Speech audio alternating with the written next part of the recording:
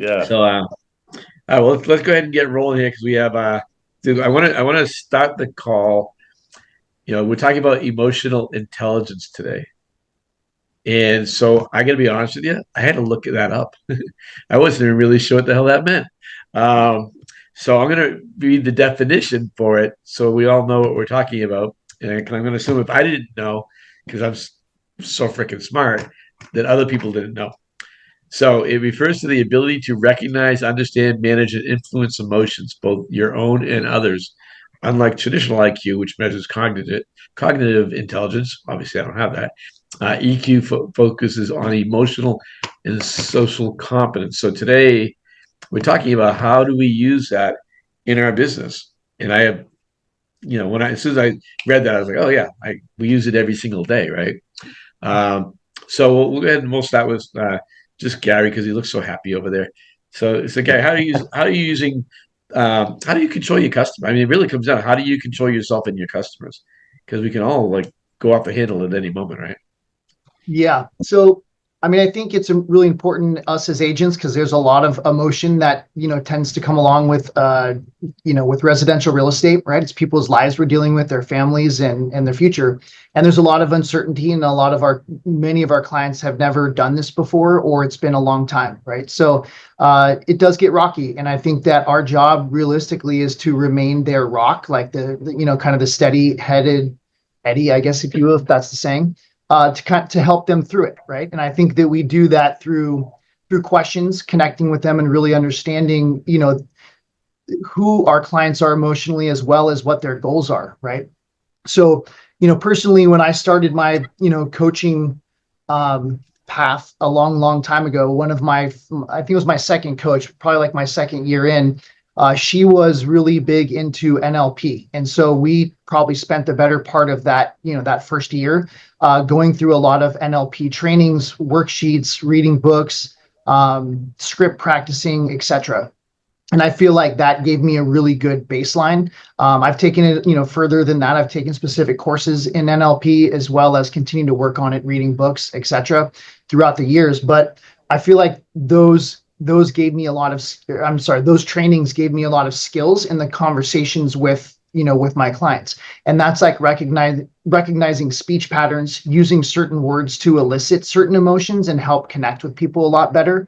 And so a couple of things that, I wrote down in terms of, strategies of how to communicate with clients. And we talk about this a lot in terms of asking a lot of questions, but we have to really master that art of asking empathetic questions, like really understanding and going deeper and deeper. Like, yes, tell me more about that. What would that do for you? What would that look like for you? How does this solve, an issue? And really understanding our clients, like, do they have pets, kids? What's really driving the motivation of the sale? And then validating their emotions in real time when we're having conversations with them. They mentioned something. It's important for us to acknowledge that, like, I hear you, and then help them through that thought, whether it's a positive or a negative thought, but helping them, through that reflection. Also, another strategy is building a client emotional profile. Like with a lot of our clients in our database, we do a seller homework right now. So at the very beginning, and I'm sorry, a client homework, that we do this for both our buyers and our sellers. So it's kind of an intake form that we've created through Cognito Forms, and we send it to our clients in the very beginning of the relationship, whether right after we sign the listing or the buyer representation agreement. It asks them a lot of questions about themselves, like what they like, dislikes, motivations, more about their family, their job, things that may or may not come up in like the initial conversation or regular conversation, but just helps us really understand a lot more about them. And then as we're working through the process with them, adding to that within our database, so we know how there's different personality types, and you have to identify that to be able to communicate with people differently, because not everybody operates on the same. So the last thing I'll offer is a couple of books. If people are not familiar with NLP, there's a lot of material out there to be able to get into it, whether they're training courses or just reading books. If you're not familiar with it, I would just encourage you just to get an audiobook and start listening through it. I'm an audiobook guy, not a reader. But some of the top ones that I came up with, The Essential Guide to Neuro-Linguistic Programming.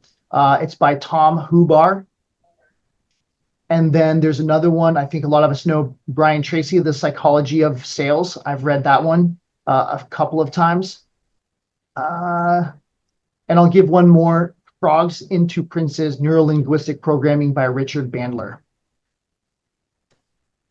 That sounds like one I could actually read because I like frogs. I haven't read that one, but it sounded interesting when I was researching a few other topics. But like I said, I've read several books. I tried to go back through my audiobooks, but I've since removed a lot of them. But again, I do feel that that sort of training will be really helpful in connecting with your clients emotionally. Yeah, I mean, understanding personalities that's what we do, right? The more you understand your personalities, the more you're going to get through all this stuff. Let's go to Matt. Great stuff, Gary. Hey, so I actually had a really apropos situation yesterday. I got a call from somebody who told me that he was going through a really painful divorce and he's got kids and they've got pets and they need to sell their house. And so I tried to, I definitely empathize with him. I mean, I've never been divorced, but I'm sure it's a horrible process. And I just identified his pain points, which are pretty obvious. So I told him that, first of all, we can help him fix his house up because he said his house is pretty rough. His financial situation isn't very good, and they haven't been able to keep up with the house, and so it needs some work. So I told him, number one, we can take that off your plate. We have, contractors that'll fix his house up and bill everything through escrow, so he doesn't have to come out of pocket. I told him we could sell his house in one weekend of showings, which will make it a lot easier on him and his family and his kids. They can just take off for the day. And I told him, because he doesn't know where they're all going to go. And so I told him, look, we can negotiate a rent back for you for, at least 60 days. So you guys have a little bit of breathing room. So I think it's just about asking a lot of questions and identifying pain points. And the bottom line is, yeah, you have to be, back in between 2007 and 2012, I probably did 1,000 short sales. And I really had to be more of a therapist than anything else because people were in such financial distress. They're losing their homes. They were upside down. And it was, I'd have people come into my office and burst into tears.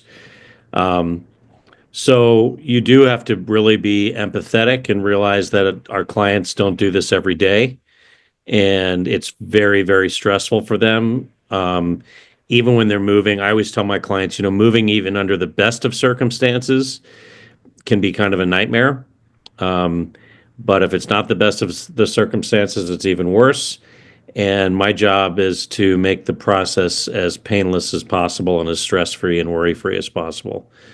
And so I do think that's a big part of what we do for sure. I think it's honestly probably the most important part of what we do. And I think a lot of people don't have empathy. I think a lot of people look at people as a paycheck, which is terrible. Not and again, we all want to get paid what we do, right? But everybody has their own situation, and you've got to be able to relate on that level. And it doesn't mean not being a professional; it just means being empathetic and being able to counsel them through because we do this every day. We sell hundreds of thousands of homes, right? This is like no brainer to us. I remember I used to absorb all the stress. Like that was my goal. Like I'm going to absorb every bit of stress from this person, and I'm going to suck it up. Which is why I look like this. That why you look like that, right? That's why we're bald. Is because we absorbed all that stress, and even my back hair fell off, which is really weird. But but I think when you do that, I will tell you the one thing I got over and over and over because I've lived for 20 years, lived strictly on referrals when I've done sales. It's always been, I had so much fun working with you and you made such an easy process. They have no idea that I was staying up night, figuring out how I'm going to talk about the appraisal, the survey, everything, all this stuff, because I fixed everything I could prior to, so they didn't have to absorb the stress. Great stuff. Mr. Lawson, David, I always feel like you're almost as old as me, so I should call you Mr. Lawson. I like the almost part. Yeah, emotional intelligence will be one of the things that can help you in your business more than anything else. And so I just I, I've actually been thinking a lot about this in the last little while, and I love that you talked about what it is. You can have a high IQ and a low emotional intelligence, and you will not do well in real estate, right? So I wrote down a few notes when I was getting ready for this. So I'm just going to share with you, and then I'm going to share with you how I actually use it. First of all, you got to know about it. You got to be aware. And so one of the things when you are in a situation and you're anxious or you're defensive or you're avoiding reacting emotionally in negotiations, this is where it comes in.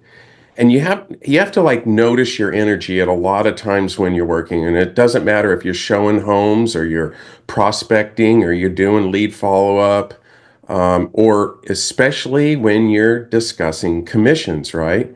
And so what I do is I always try, and on our team we have a motto that says, if you always do what the client best for the client, in the end you win. So this is the question. Whenever you're doing this, ask yourself this: am I being client focused or ego driven right now? Right? And one of the things the way you learn is by when you have a conversation after it's done, after a showing is over, you ask yourself, what went well and what could I do better emotionally, right? And when you're doing this, you have to control your emotions, and you have to avoid knee-jerk reactions, right? So how do you do that? You have to stay calm. When? Well, who's gotten a lowball offer lately, right? Who's had a demanding client, right? Who has issues with inspections or something like that? And when it happens, the first thing to do is pause before you react to your agents, or to the agents or clients, right? Remember, maintain professionalism, even when others lose theirs. If another agent or a client is losing their professionalism, that doesn't give you the opportunity to do it as well, right? And then we talk a lot about motivation and things like that, and the next one's empathy. But when you learn how to do this, it helps you in so many other things. Like, I know it helps me be consistent with my prospecting and lead follow-up, especially when I feel a little discouraged, right? And it also helps me push through tough times, tough transactions, sometimes even tough seasons, without letting negativity drive your choices, right? And the thing and one of the things that you can remind yourself every day is, are you connecting to your mission, or are you connecting to your money? The most important part of EI is having empathy, just like Matt said. And how do you do that? You have to really, really, really listen when your clients express fears, like the rates or timing or the stress of moving or a divorce or whatever, right? And one of my favorite things to say is, Matt, I hear you. This is a big decision. And it makes sense for you to feel that way. And when you say that, they lower their stress level, and then you can have a better conversation. As we Plus, know, if you talk like you do, David, very calm and relaxing, that actually helps, right? oh yeah, when you talk really fast, then or you talk slow, or you pause, right? When the pause has a really, really powerful effect. And I'm going to show you in a minute just how that works. So, and then in social skills, right? What does it do if you have EI? It helps you build rapport. It helps you manage relationships. And in the business of real estate, it helps you influence people positively, right? So how in real estate? Well, you build trust with clients, you build trust with other agents, you build trust with your vendors, right? Um, and most importantly, this helps you resolve conflicts fairly and diplomatically. I have a rule on my team. If somebody complains to me about an agent on my team, your agent, showed up 10 minutes late to the showing and whatever. And then I just say, Matt, I'm so sorry. Since Joe on my team was late and I'm the team leader, I have to take full responsibility 100%. And so what I want to do is see what can I do to help you fix this issue? Because I'm really sorry and it's not professional for us to meet. And see, when you say it like that, because when somebody comes at you, right, what do they want? They want you to put up your dukes and get ready to fight. And when you go, oh, whoa, I'm so sorry. As the leader of the team, I take 100% responsibility. They're like, wait a minute, he's not fighting me, he's agreeing with me, right? So here's the key, and this is what you probably should write down. Okay, write these down, gang. So what do? You've heard me say this over and over and over. You need to role play tough conversations. You have to practice your objections without being defensive, right? Number two, journal emotional triggers. What throws you off in your business? How can you regulate this better next time? Like Matt said, slow down and listen. Let the clients talk and listen without interrupting. If you interrupt them, you're basically saying, well, you're wrong. I'm right. You need to listen to me. What you're saying is not important. So don't do that. And another way to help you get really a ton of rapport is say, you're in a transaction and, how are you feeling about the process so far? How are you feeling about this? What else could we do to help you better, right? And at the end, if you master emotional intelligence, and I don't know if there's such a thing, but I do know about the compound effect, right? And I have a saying, if my team, they hear it all the time, it's not about perfection, it's about progress. Um, if you master emotional intelligence, what you're going to do is you're going to become like a trusted advisor, right? You're not just going to be an agent. And the thing is, when you do that, you will have a client for life. They'll never forget you and they'll always refer you. And so one of the ways that I really use emotional intelligence is through, I know some of you know about the book, Exactly What to Say for Real Estate Agents, right? So so we're working with some buyers right now. Everybody tell me, what's the three objections that you hear the most with buyers?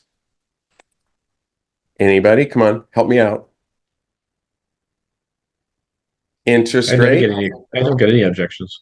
Yeah, the economy, I'm not asking you, Mitch. You're not working with buyers. A the lot of us economy, don't. Okay. interest rates, right time to buy.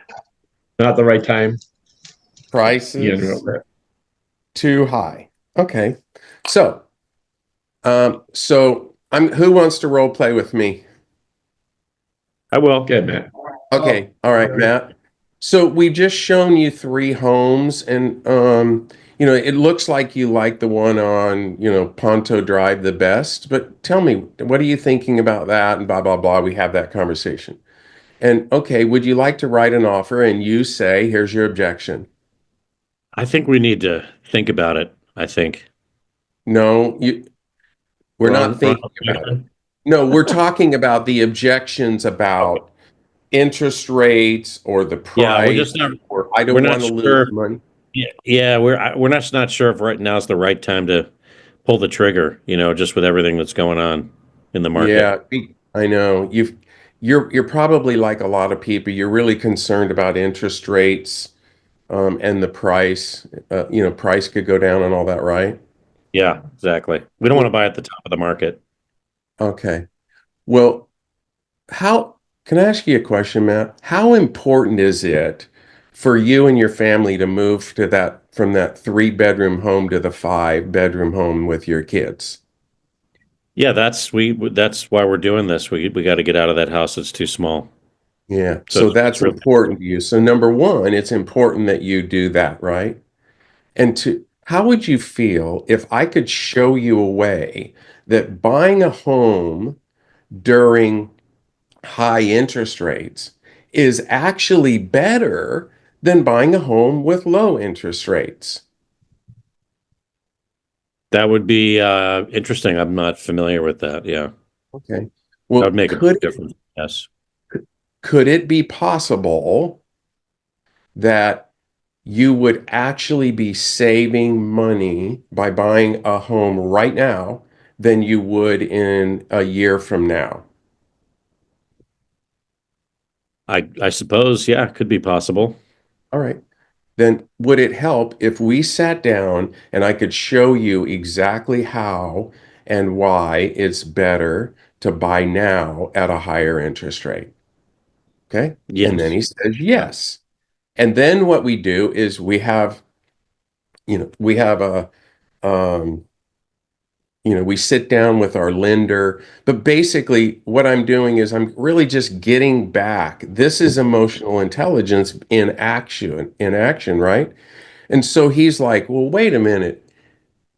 Let me think about how important is it for me to move my family? Really important. And so, Matt, really, how important is it for your family to have, a 5-bedroom than a 3? You know, your kids would survive. You could last a few more years, and you don't actually need to do that, right? Of course not, right? He's not thinking that. And then how would you feel if I solved the problem? Could it be possible that I could show you a way that's better? Would it help if I sat down and showed you that? Because here's the reality. When prices are here in every market, whatever that is, yes or yes. If Hmm. the interest rates are high, what happens to the inventory? It goes up. When Yep. interest rates go down, what happens to the inventory? It goes down, right? When inventory is up, can you negotiate a better price? Yep. Do you have a better selection of homes? Is Yep. it easier to negotiate repairs? Can Yep. you negotiate the price? Yes. And so, Matt, what if I could save you 50 grand, but your payments are going to only go up $500? That'd be And great. we know that you're gonna marry the home. You already told me that you're gonna be in this home for 10 years because your kids are 8 and 10, right? So Yep. see, this is how you do it. So it is part of this is, and I love Gary. You led right into this. What did I just do, Gary? A lot What of did the I what did I all of the use? NLP, yeah, a lot of the NLP techniques, right? So a lot of Exactly. the tie downs, the questions, pacing, leading, slowing the conversation, matching, mirroring. There's a lot of that, within that. Yeah. And so as Gary did and I did, I studied NLP. And this stuff works. And if you want to who wants to make a shitload of money in real estate, right? Yeah. Mitch, right? I know. Well, the thing is I tell people you can practice on your clients or you can practice before you meet the clients. If you practice some of this, like Gary did, Gary, how did studying NLP How much time did you spend studying it? Well, Roughly. Wow. at the beginning, yeah, I went through like a pretty vigorous course. It was every day, probably an hour a day of filling out the like the lesson plan and then doing the role play. That Yeah. went on for probably about a month, and then after that, it was really just reading books. So I probably was investing a couple hours a week, in it, and then maybe another couple hours a week in role playing. Yeah. So 34, let's say you spent 50 hours in it, right? Or 100 even. Yeah. And how did it affect your entire career? It changed a lot. I feel like at that point, like once I really started to get it, I did feel the connection with clients really start to come together, and Hmm. business started building. And to your point, I feel like it was developing like lifelong clients. I felt the referrals come in more, the trust come in more, and it kind of expanded from there. And it made me feel more confident with working with the clients as well. So. Hmm. Yep.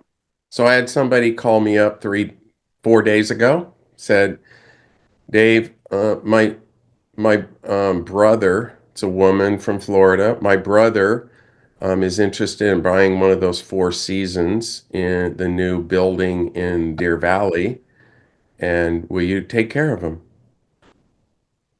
And we just put a $4.3 million, and it was really easy when I said, yeah, we know the building really well. We sold one for 6.8 million dollars right now, and so we knew about it, right?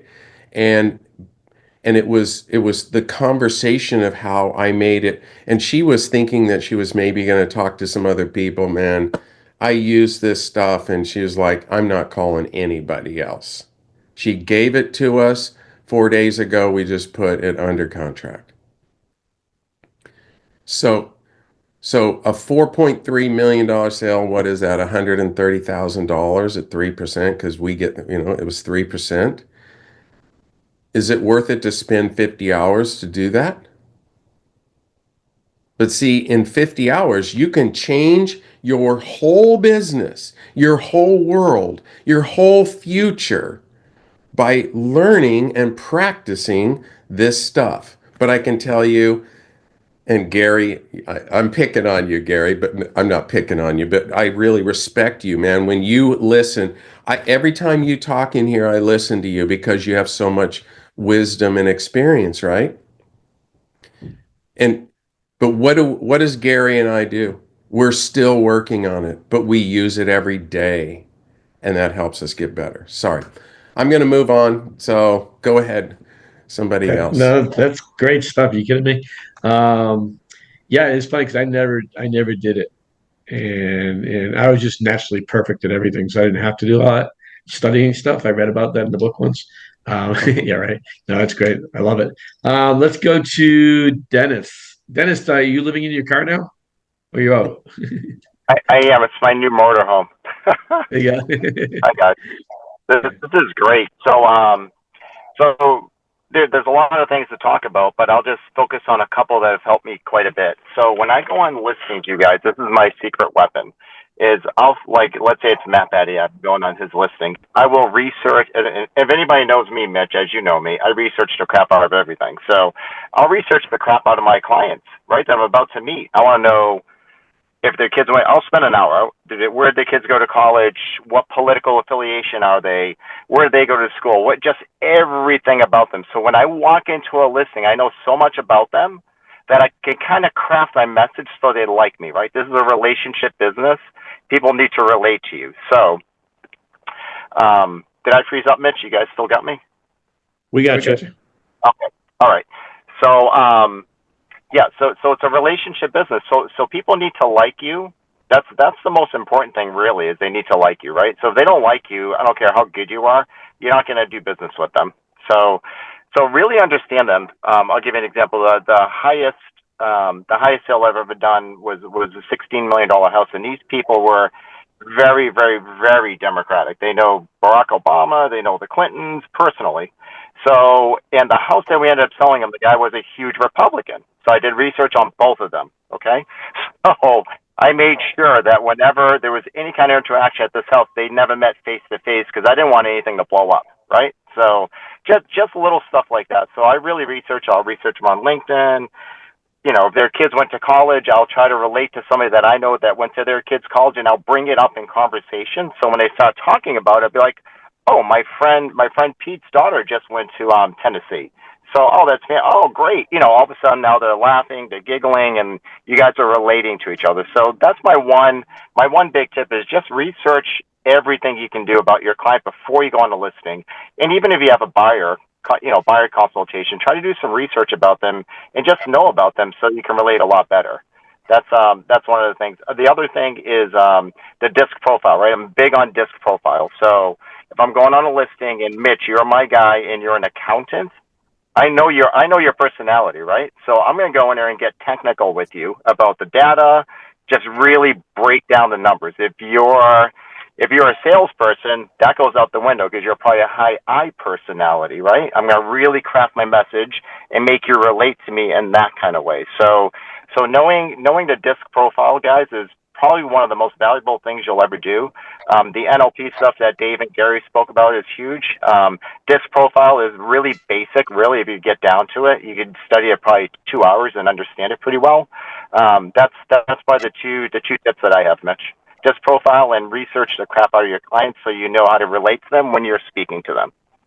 Yeah, and you know it's funny you say because the most important thing I remember I used to get sign calls, and my only goal of my sign call was to not give them the information, but it was to find out as much as possible about them so I can lead them in the right direction and then give them the information.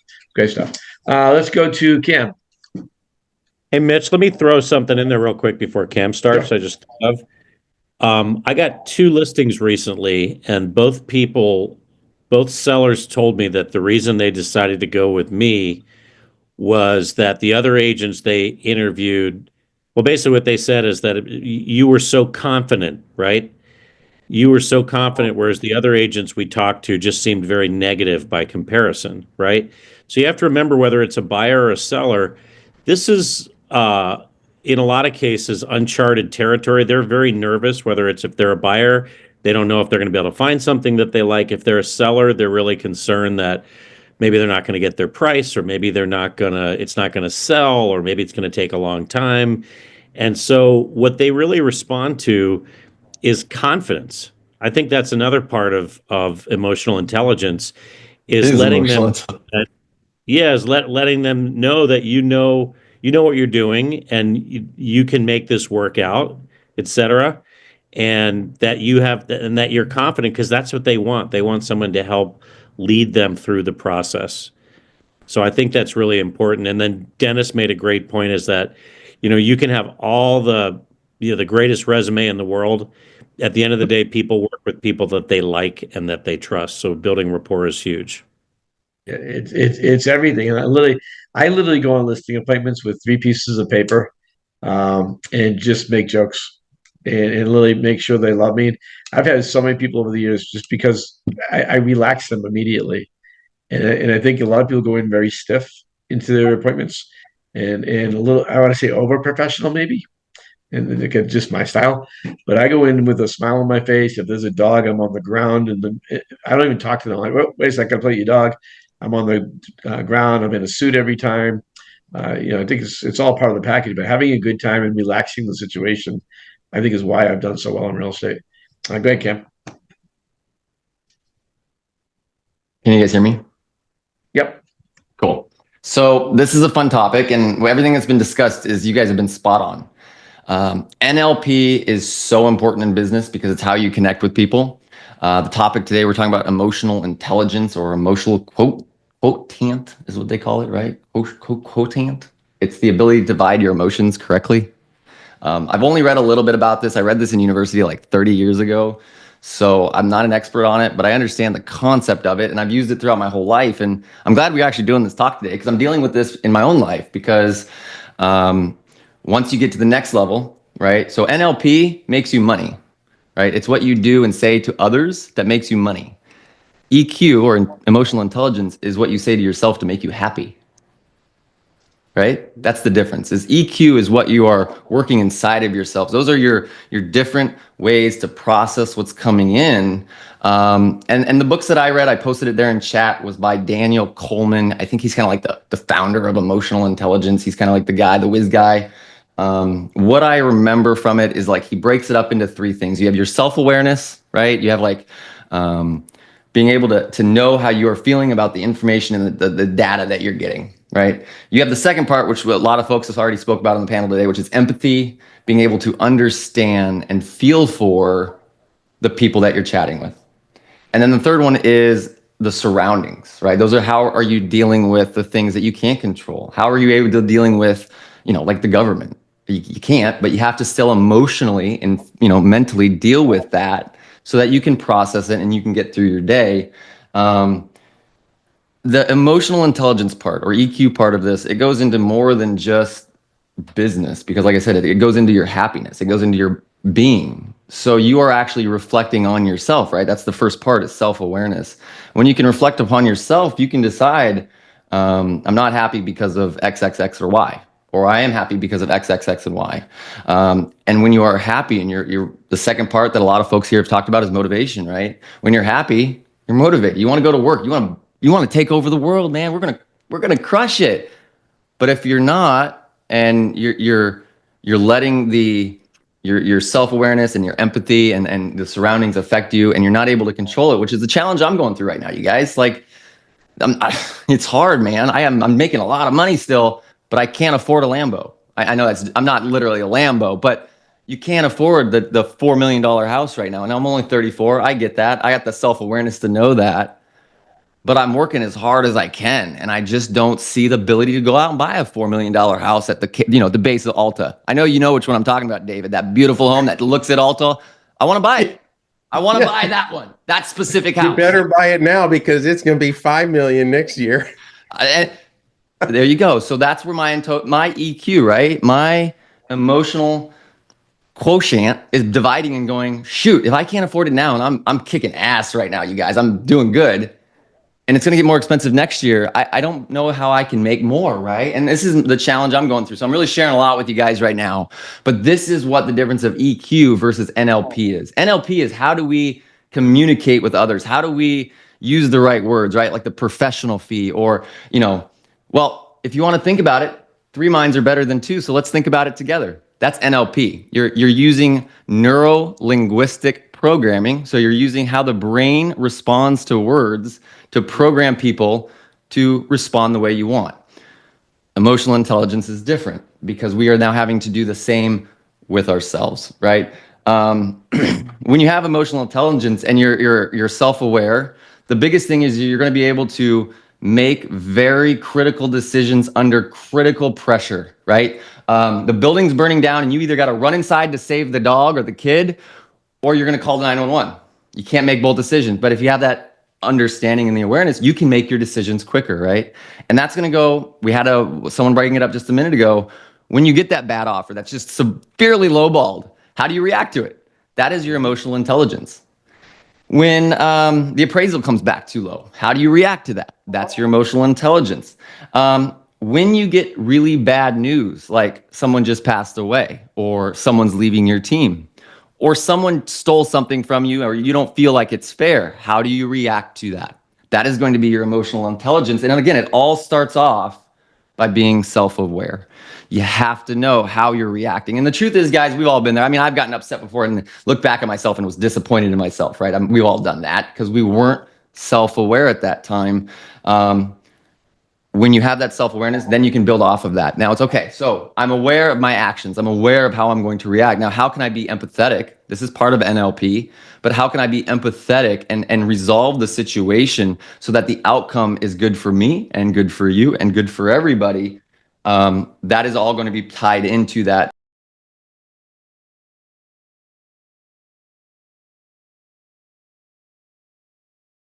They're different than you assumed. They taste or they feel, or the reward isn't as or as much or different than you're assuming, right? So there's always going to be challenges. And that's the amazing part about this, is that as you grow, right, this is something you can learn.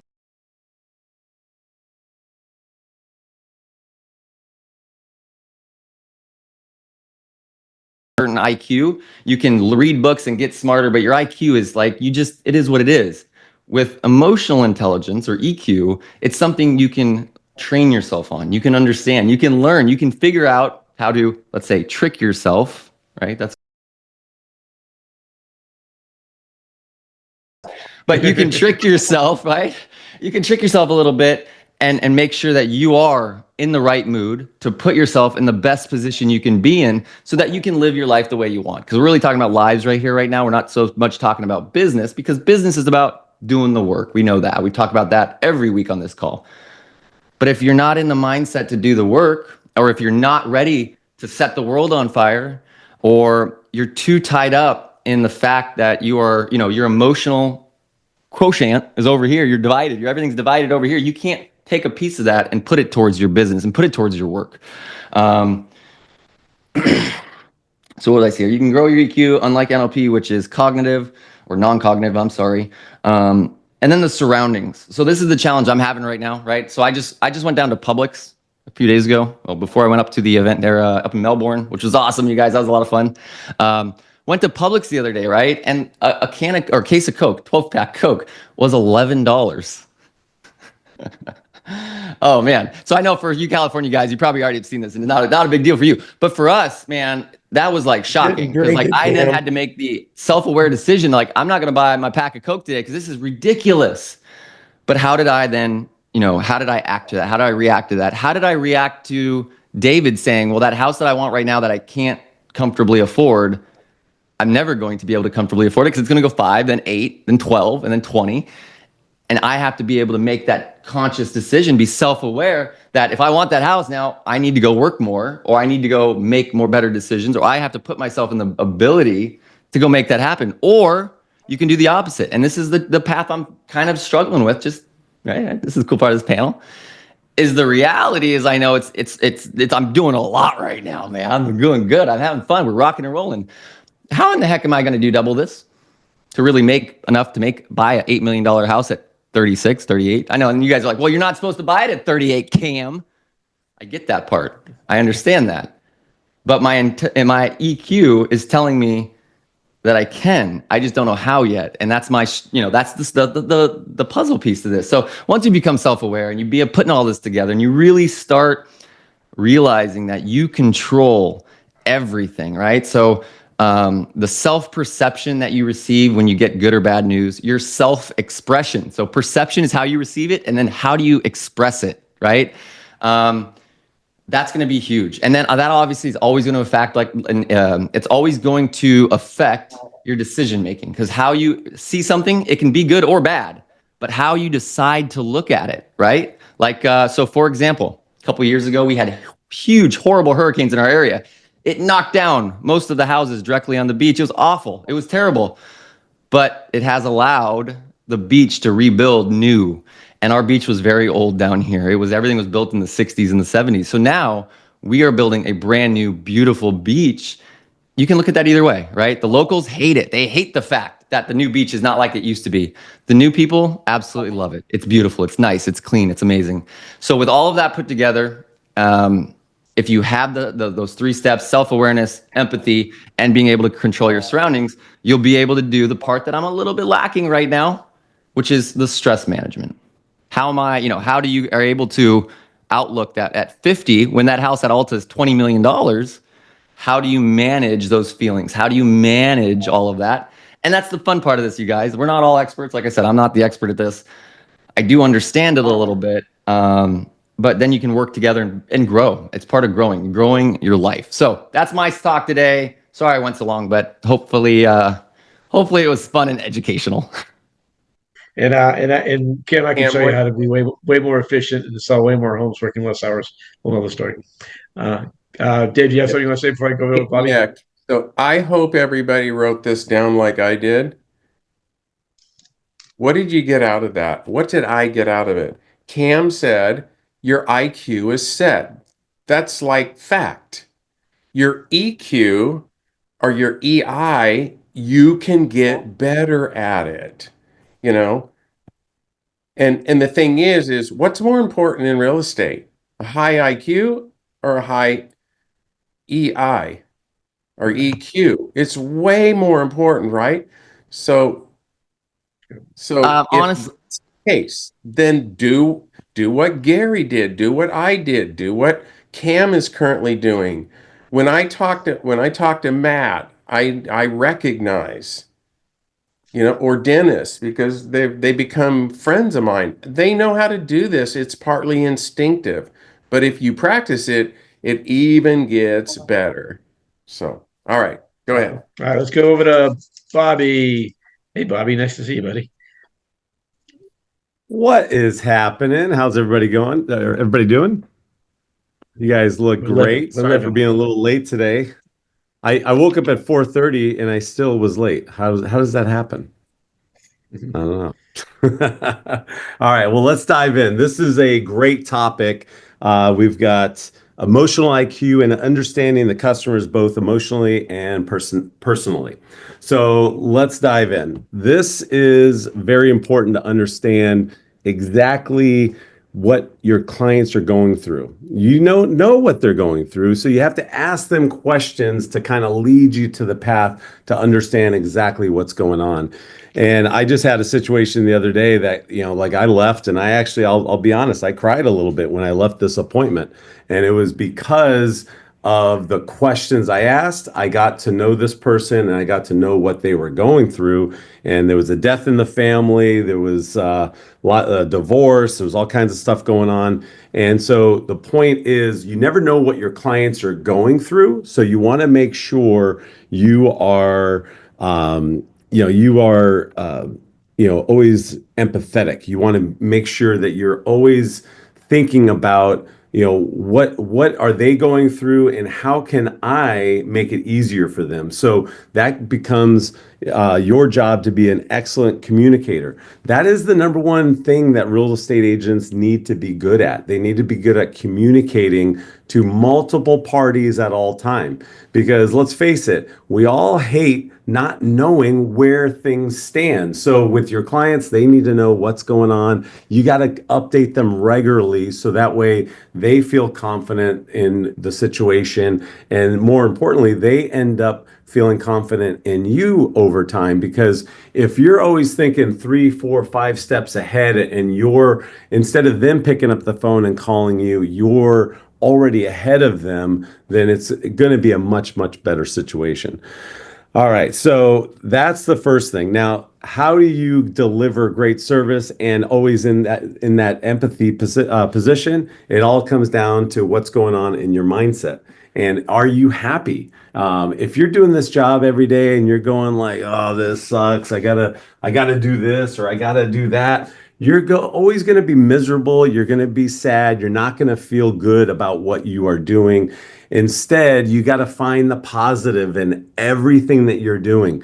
And literally, like anything that you hate, just find the positive in it. If you don't like making calls, find the positive in those calls. You've got to just find it. And for me, it's simple. If you don't make your calls, you don't get to pay your bills. And so you just have to kind of go through that logic, and then all of a sudden you start doing everything that you're supposed to do.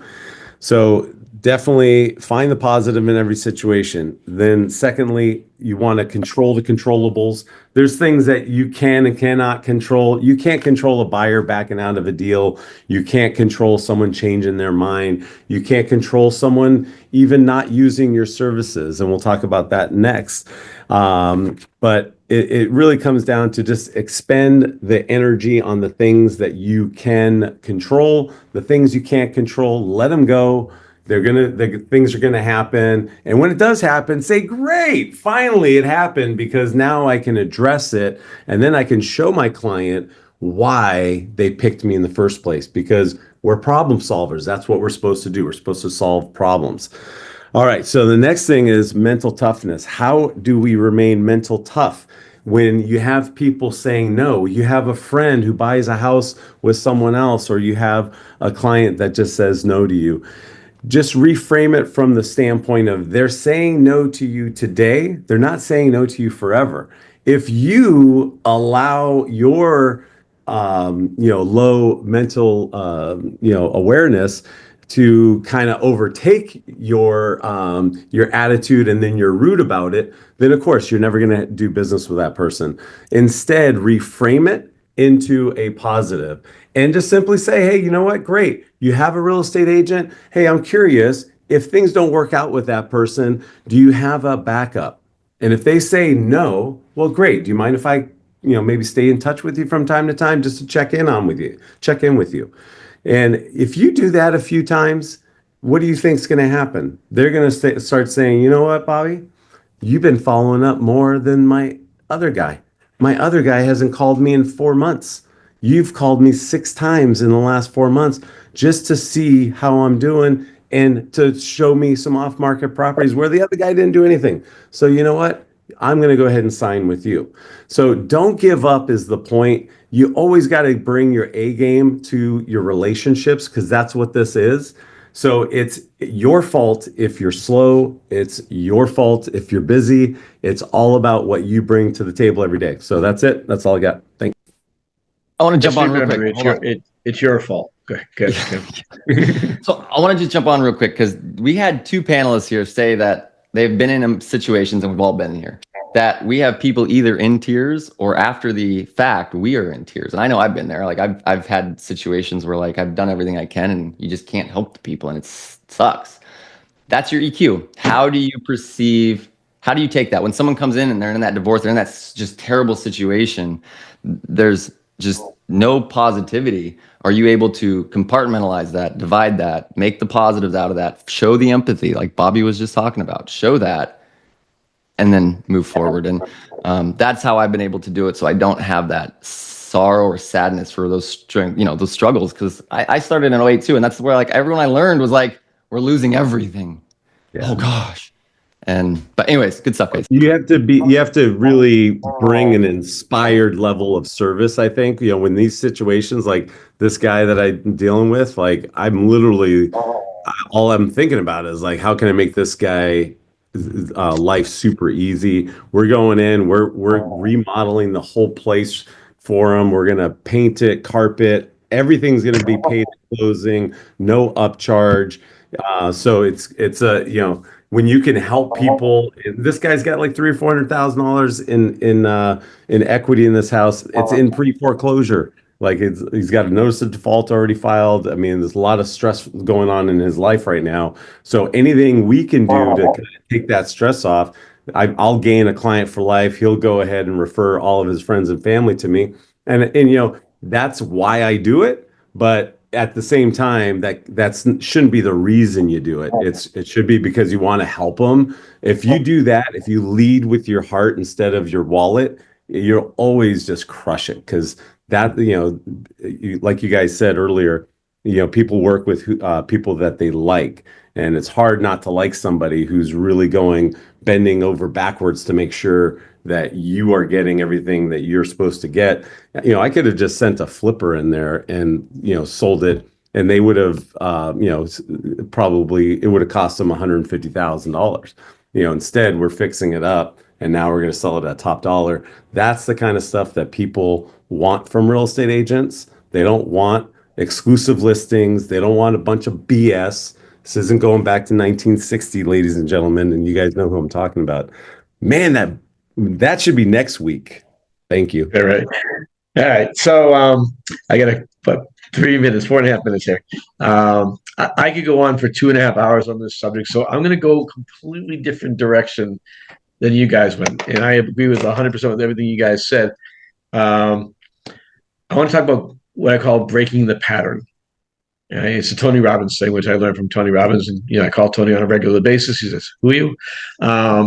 But breaking the pattern, I'm going to give you an example of how I use this. So one thing I've noticed that a lot of realtors, especially after running a big brokerage and, training, thousands of agents, is a lot of realtors take a lot of abuse. Because remember, this isn't always just about how you empathize. It's how do you handle people that are abusive. And a lot of my agents over the years have been abused. You cannot abuse me. I'm 5'5". I will beat you. I will punch you in the knee.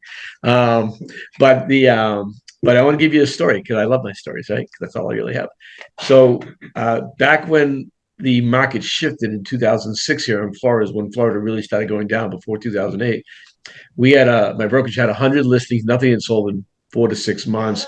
My realtors stopped calling everybody, and they and so what happens? They start calling the broker and yelling at the broker, right?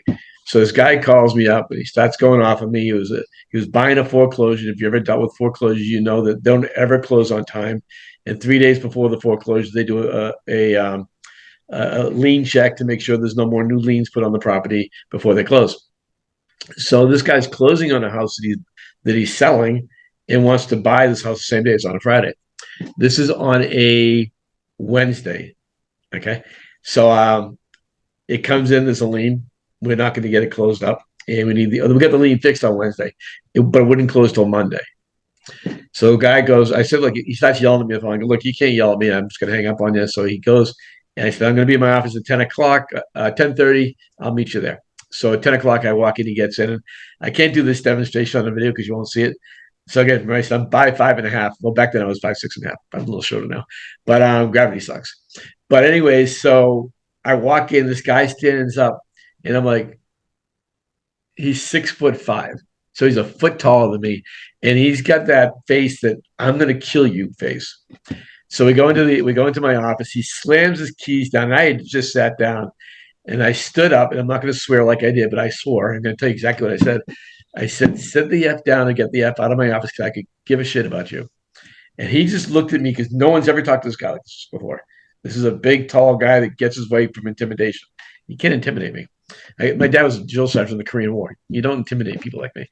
And so he sits down. And I go, here's the deal. I don't know what's going on in your life, and you're going to tell me because right now I'm going to kick you out of the office because I'm going to make $2,000 off of you. You know how much I need you $2,000? I don't need your money.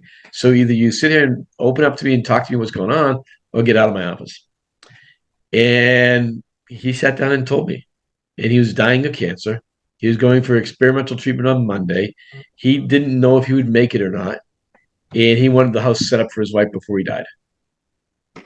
He was bawling his eyes out, by the way. We both started crying. But here's the deal. If I didn't recognize that anger was coming from somewhere deeper, I wouldn't have broken the pattern, which I use this all the time, by the way. It's how this is how I de-escalate everything. I'm not always getting in their face, but I always de-escalate through humor or through empathy, or sometimes you got to be tough. Right? And we sat down, and by the time we left, he was giving me, well, he was literally leaning over like a foot to give me a hug. Gave me a hug. I was able, because I'm a pretty good writer, I was able to write Fannie Mae and the title company and get them to waive the 3-day wait, which is unbelievable. If you ever dealt with Fannie Mae, that's like, I was blown away that I actually pulled that crap off. But anyways, we closed on Friday. He came in the next week, right before we started, gave me another hug and told me how much he saved my life. Great news, he survived. And he attributes him surviving me making him tell him that. He said, if you didn't break me down that day, I would have been so angry, and I would have went into this experimental treatment on Monday in such a different mindset than knowing my wife was all set. So sometimes if people are treating you bad, there's usually a reason behind it. And you've got to kind of get to the deeper problem in that. And we're at the top of the hour. Do me a favor, everybody. We want to keep giving you good content every week. Either text me or email me on Workplace, or email me just more content that you want to hear. Like, we were all like geniuses, can't you tell? But you have some of the best realtors in the country. Aside from me, I'm just a funny guy. But you have some of the best realtors in the country on this call with us. Take advantage of that. All right, guys. We'll see you all next week. Peace, guys. Great call, you guys. Thank you. See you guys.